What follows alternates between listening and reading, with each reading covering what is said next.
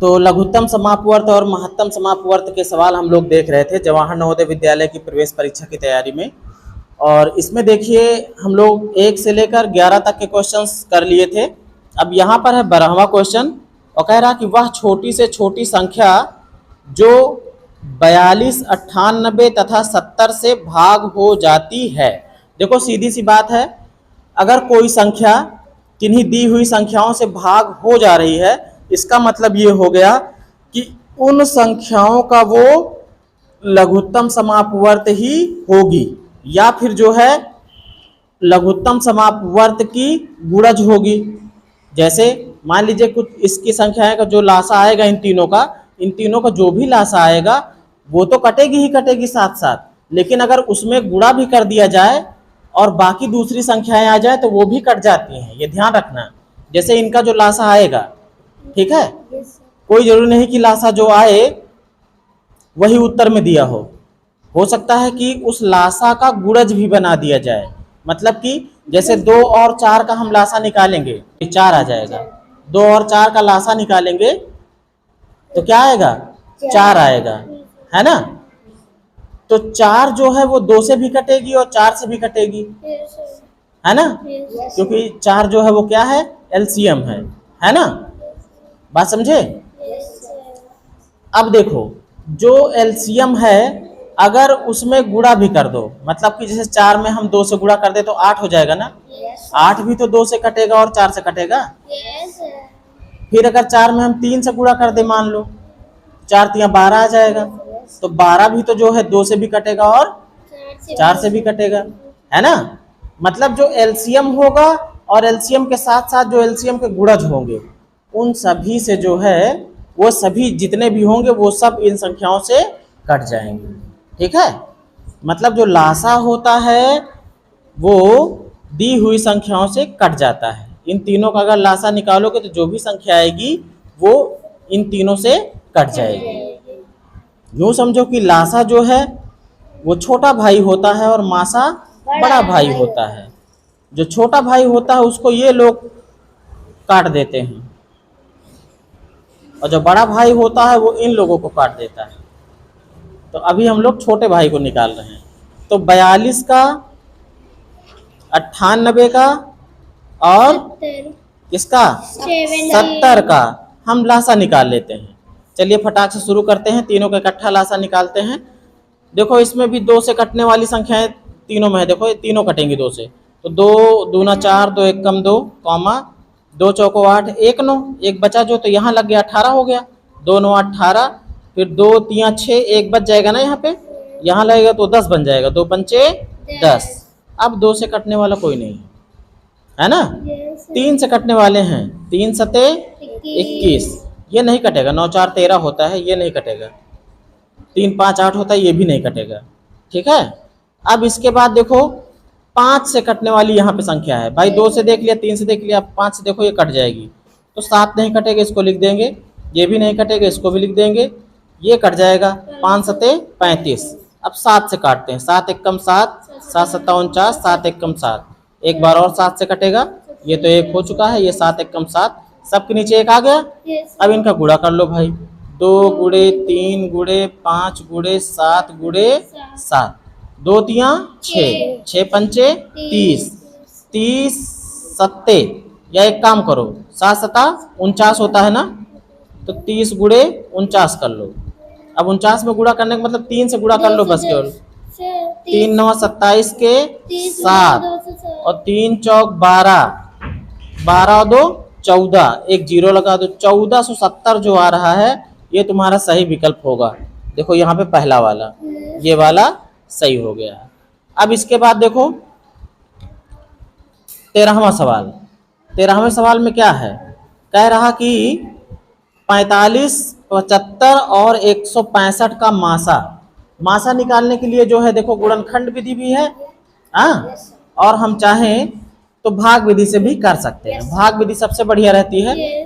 देखो पहले जो सबसे छोटा है, फिर उससे बड़ा जो है, फिर सबसे बड़ा जो है। तरीका ये होना चाहिए कि जो सबसे बड़े को उससे छोटे वाले से पहले भाग दे दो, है ना। सबसे बड़ा कौन है? 165। तो 165 को क्या करते हैं? भाग दे देते हैं किससे? 75 से। यहाँ पर देख लो 13वां सवाल। तो है कौन भाई? 165। इसको भाग दे रहे हैं किससे? 75 से।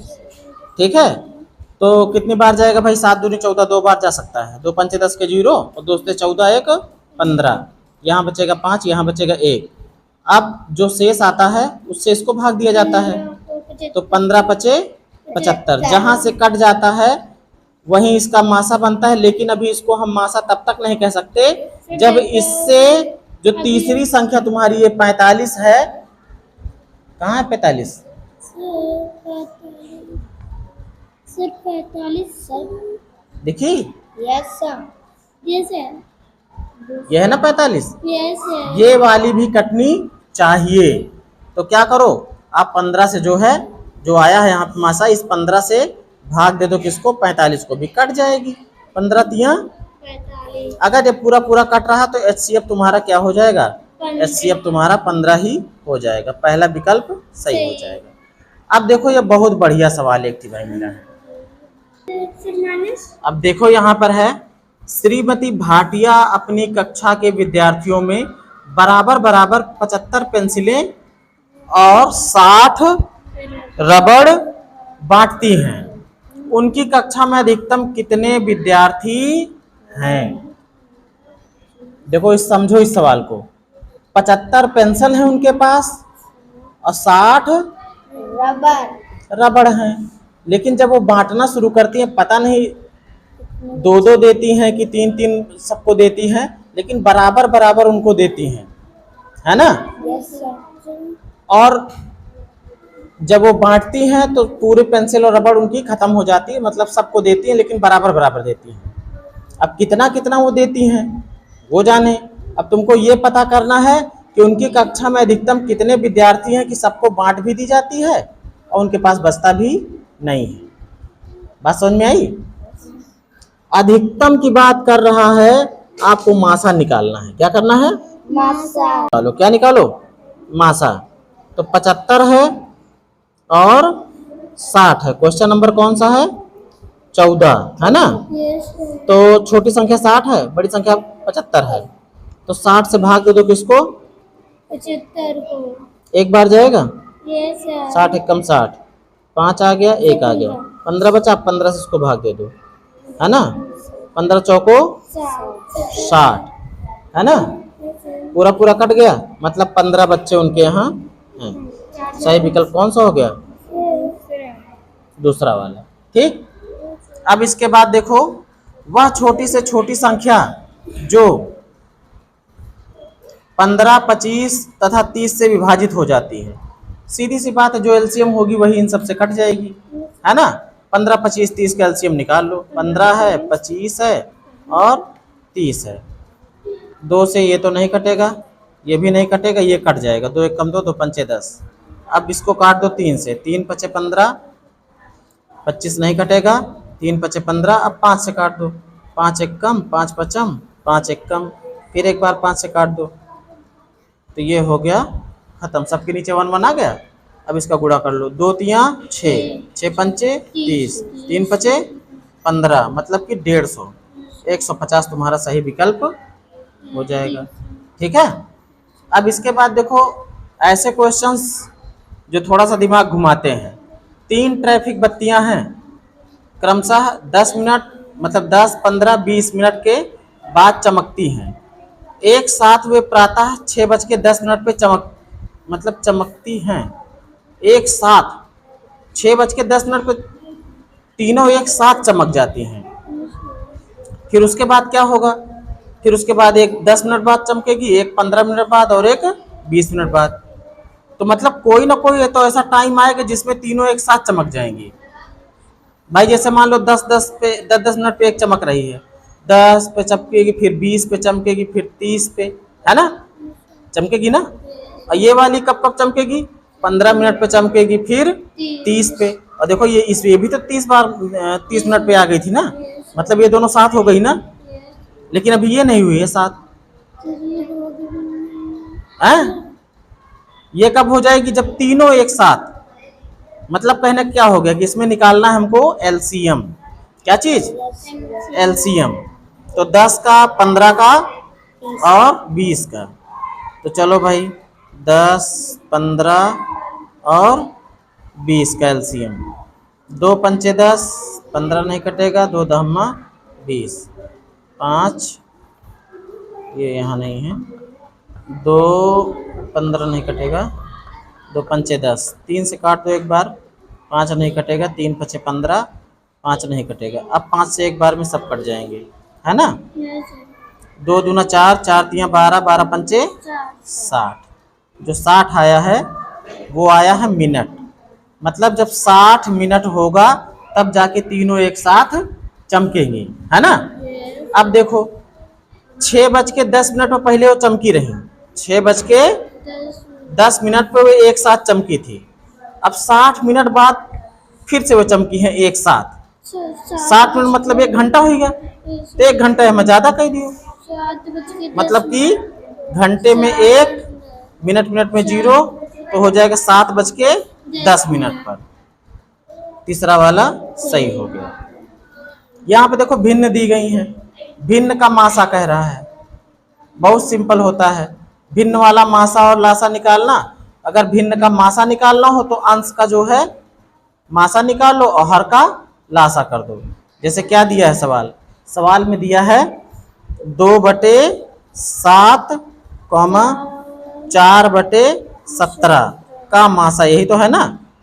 तो इसमें जो अंश हैं ऊपर वाले न्यूमरेटर, इनका मासा निकाल लो, और जो नीचे है उसका क्या निकाल लो? लासा, एलसीएम। अब देखो कुछ करना ही नहीं है, यहाँ पे देख रहे हो ना, ये ऊपर जो है 2 और 4, इनका मासा क्या आ जाएगा? 2 ही आएगा। और ये 17 और 7 हैं, ये दोनों अभाज्य संख्याएं हैं, इनका लासा निकालना है तो निकालने की जरूरत नहीं है, इनका गुणा कर लो बस। 17 7 119, 2/119 कहाँ गया? ये चौथा वाला विकल्प सही हो जाएगा। ठीक है, हाँ बस भाई मासा निकालना हो तो सिंपल सी बात है, किसी भी भिन्न का लासा निकालना हो तो अंश का, जैसे मासा निकालना हो तो अंश का मासा और हर का लासा। भिन्न का अगर कई भिन्न दी है उनका मासा निकालना हो तो क्या करो? अंश का निकालो मासा, जो ऊपर वाले होते हैं अंश होते हैं, न्यूमरेटर है ना। अंश का मासा निकाल लो और जो हर है उनका क्या निकाल लो? हर का लासा।